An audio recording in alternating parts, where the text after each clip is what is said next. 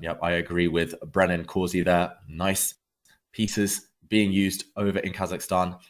I've been hunting for a wooden chessboard of my own recently, and this one looks very nice and pretty. But yeah, it's very much Dubov who's kind of trying to maintain the status quo right now. Magnus is the one trying to create something. Black pushes a5, white pushes h4 on opposite flanks. I don't think either side's going to make headway.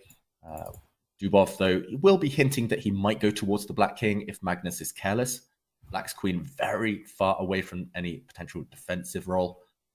Queen b8, mysterious, maybe just trying to initiate a bunch of rook exchanges on the c-file. Yeah, it's not easy to get too excited about this position, especially if Dubov's playing moves like king g1, just waiting moves purely. And Magnus gets impatient. He swaps a pair of rooks. This is strange, Lawrence. I've got to say, Dubov playing safety first chess.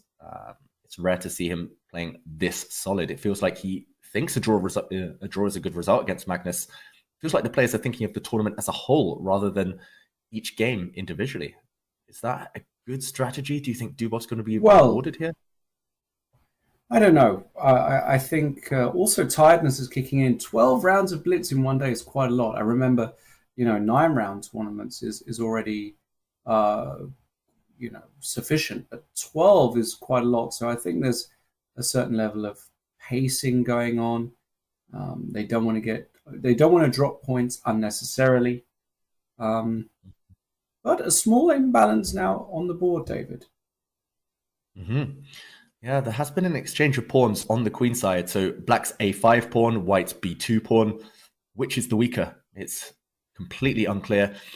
Magnus is being pushed back, though. The white knights, with the blocked central nature, the nature of the central pawns, it does feel like the position favors the knights. I don't really like where Magnus has planted his bishop. Black's bishop looks a bit stuck, but his queen is getting active. Still balanced, we've got to say.